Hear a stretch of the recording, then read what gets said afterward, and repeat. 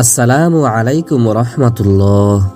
রোজা হলো ইসলাম ধর্মের 5টি মূল স্তম্ভের একটি, যা সুবে সাদিক থেকে সূর্যাস্ত পর্যন্ত সকল ধরনের পানাহার, পাপাচার এবং খারাপ কাজ থেকে বিরত থাকার নাম। এটি শুধু উপবাস নয়, বরং আত্মসংযম, আত্মশুদ্ধি এবং আল্লাহর নৈকট্য লাভের একটি ইবাদত। রমজান মাসে মুসলমানরা রোজা পালন করে। রোজার মাধ্যমে মানুষ ধৈর্যশীল, সংযমী এবং আত্মনিয়ন্ত্রণ শিখে। পাশাপাশি দারিদ্র্যপীড়িত মানুষের কষ্ট অনুভব করার সুযোগ পায়।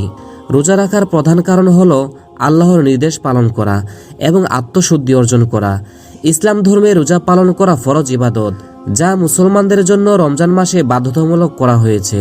রোজার নিয়ত কেন করা হয়? ইসলামিক দৃষ্টিতে ইসলামে যে কোনো ইবাদত কবুল হওয়ার জন্য নিয়ত অত্যন্ত গুরুত্বপূর্ণ। রোজার নিয়ত করার মূল উদ্দেশ্য হল ইবাদতের প্রতি আন্তরিকতা নিশ্চিত করা। রাসূলুল্লাহ সাল্লাল্লাহু আলাইহি ওয়াসাল্লাম বলেছেন, নিশ্চয়ই সমস্ত আমল নিয়তের উপর নির্ভরশীল, অর্থাৎ নিয়ত ছাড়া কোনো ইবাদত পূর্ণাঙ্গ হয় না। তাই রোজার জন্য নিয়ত করাও জরুরি। অন্য হাদিসে রাসূলুল্লাহ সাল্লাল্লাহু আলাইহি ওয়াসাল্লাম বলেছেন, যে ব্যক্তি ফজরের আগে রোজার নিয়ত করবে না, তার রোজা নেই। তবে রমজানের রোজার ক্ষেত্রে সূর্যোদয়ের আগে মনে মনে সংকল্প করাই যথেষ্ট, মুখে উচ্চারণ করা আবশ্যক নয়।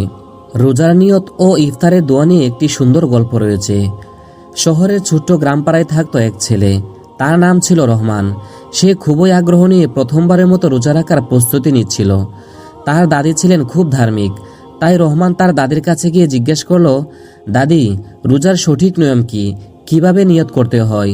দাদি মিষ্টি হেসে বললেন, রহমান, রোজা রাখার জন্য আগে নিয়ত করতে হয়। নিয়ত মানে মনে মনে সিদ্ধান্ত নেওয়া যে আমি আল্লাহর সন্তুষ্টির জন্য আগামীকাল রোজা রাখব। এই নিয়তটা মনে মনে করলেই হয়, তবে চাইলে তুমি আরবি বা বাংলা ভাষায়ও বলতে পারো। তারপর দাদি রহমানকে নিয়তটি শিখিয়ে দিলেন, নাওয়াইতু আন আসুমা গদাম মিন শাহরি রমাদান আল মুবারক ফারদান লাকা ইয়া আল্লাহ ফাতাকাব্বাল মিন্নি ইন্নাকা আনতাস সামিউল আলিম। এর অর্থ হলো, হে আল্লাহ, আমি আগামীকাল পবিত্র রমজানের তোমার পক্ষ থেকে নির্ধারিত ফরজ রোজা রাখার ইচ্ছা পোষণ করলাম। অতএব তুমি আমার পক্ষ থেকে আমার রোজা তথা পানাহার থেকে বিরত থাকাকে কবুল করো। নিশ্চয়ই তুমি সর্বশ্রোতা ও সর্বজ্ঞানী। রহমান খুশি মনে নিয়তটি মুখস্থ করে ফেলল এবং পরের দিন সেহরিতে উঠে রোজা রাখল।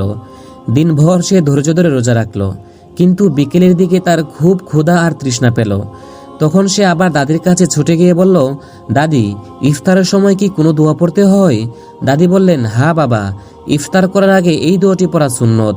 বিসমিল্লাহি আল্লাহুম্মা লাকা সুমতু ওয়া আলা রিজকিকা আফতারতু। এর অর্থ হলো, হে আল্লাহ, আমি তোমারই সন্তুষ্টির জন্য রোজা রেখেছি এবং তোমারই দেয়া রিজিকের মাধ্যমে ইফতার করছি। তারপর রহমান খুশি মনে দোয়াটি পড়ে খেজুর দিয়ে ইফতার করলো এবং সে অনুভব করলো সত্যিকারের শান্তি আসে আল্লাহর বিধান মেনে চলার মধ্যেই। এভাবেই রহমান প্রতিদিন রোজা রাখার আগে নিয়ত করত এবং ইফতারের সময় দোয়া পড়ে রোজা ভাঙত। আর তার দাদি তাকে সবসময় মনে করিয়ে দিতেন, রোজা শুধু খাবার থেকে বিরত থাকা নয়, এটা মন, জিহ্বা ও আচরণকেও পবিত্র রাখার একটি মাধ্যম। এইভাবে রহমান রমজানের পুরো মাস কাটিয়ে দিল।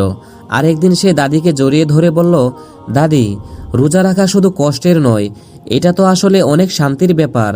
দাদি হাসলেন আর বললেন, হ্যাঁ বাবা, আল্লাহর হুকুম মেনে চললেই সত্যিকারের শান্তি পাওয়া যায়। এই গল্পের মাধ্যমে আপনারা রোজার নিয়ত ও ইফতারের দোয়া শিখতে পারলেন। আশা করি এটি আপনাদের জন্য কাজে আসবে ইনশাআল্লাহ।